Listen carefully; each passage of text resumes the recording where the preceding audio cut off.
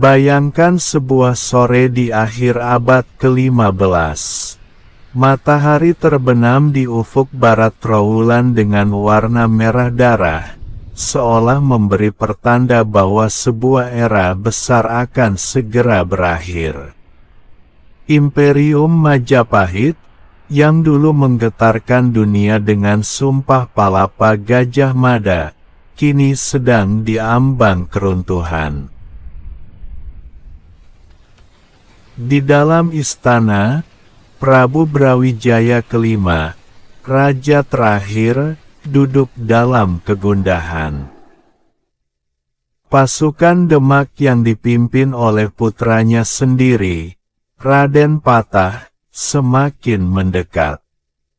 Namun, kegundahan Sang Prabu bukan hanya soal kekuasaan, melainkan soal transisi batin dan keyakinan. Di sampingnya, selalu setia mendampingi dua sosok tua yang tampak abadi, Sabdo Palon dan Naya Genggong. Mereka bukan sekadar penasihat, mereka adalah pamomong, pengasuh spiritual tanah Jawa. Konon, mereka telah mendampingi raja-raja Jawa sejak ribuan tahun silam. Sang Prabu memutuskan untuk mundur ke arah timur, menuju puncak Gunung Lawu untuk melakukan meditasi terakhir. Di sana, terjadilah dialog batin yang sangat menentukan antara sang raja dengan Sabdo Palon. Prabu Brawijaya menyatakan niatnya untuk memeluk agama baru Islam, demi menghindari pertumpahan darah yang lebih besar dan mengikuti arus zaman. Namun, Sabdo Palon menolak.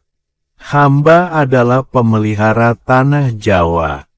Hamba adalah penggetar seluruh bumi Jawa, ujar Sabdo Palon dengan suara yang menggetarkan udara pegunungan.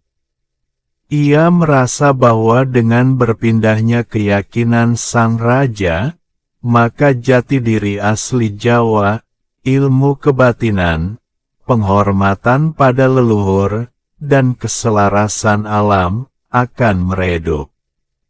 Sabdo Palon merasa tugasnya sebagai pengasuh raja telah usai jika sang raja tidak lagi berpijak pada Dharma yang lama. Disinilah momen yang paling melegenda. Sebelum menghilang moksa, Sabdo Palon mengucapkan sumpah yang terekam dalam serat Darmogandul. Ia berkata, "Ingatlah Sang Prabu, setelah 500 tahun dari sekarang, aku akan datang kembali. Aku akan menyebar ajaran baru yang murni. Barang siapa yang tidak mau mengikutiku, dia akan hancur." Ia memberikan tanda-tanda alam yang akan terjadi saat ia kembali. Gunung Merapi meletus dan laharnya mengalir ke arah tertentu. Wabah penyakit merajalela pagebluk. Kekacauan sosial dan rusaknya moral manusia. Munculnya kembali kejayaan ilmu sejati dari tanah Jawa. Naya Genggong mengangguk, mengiringi setiap kata Sabdo Palon. Mereka menyatakan akan kembali ke Kahyangan, menunggu waktu yang tepat untuk menagih janji tersebut. Dalam sekejap, kedua sosok itu hilang tertutup kabut tebal, menyisakan Sang Prabu yang tertegun sendirian di puncak Lawu. Kisah ini menjadi sangat populer karena banyak orang menghubungkan hitungan 500 tahun sejak runtuhnya Majapahit, sekitar tahun 1478 atau 1518 dengan peristiwa-peristiwa besar di Indonesia pada akhir abad ke-20 dan awal abad ke-21. Bagi masyarakat Jawa, Sabdo Palon bukan sekadar manusia, melainkan personifikasi dari Semar, figur penjaga keselamatan dan moral. Kembalinya Sabdo Palon dimaknai sebagai kebangkitan kesadaran budaya, di mana orang Jawa kembali mencari jati diri mereka, menghargai alam, dan mencari harmoni di tengah dunia yang semakin kacau.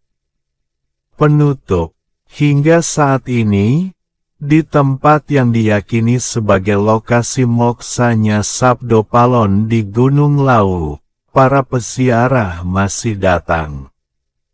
Mereka tidak hanya berdoa, tapi mendengarkan bisikan angin, mencari tahu apakah Sang Pengasuh itu sudah benar-benar kembali di antara kita atau masih menunggu di balik kabut zaman. Demikian tadi sebuah kisah cerita yang kami sajikan. Apabila ada salah-salah kata atau ilustrasi gambar yang kurang berkenan, kami mohon maaf sebesar-besarnya. Jangan lupa bantu support channel kami dengan cara subscribe, like, komen, agar channel kami berkembang dan bermanfaat.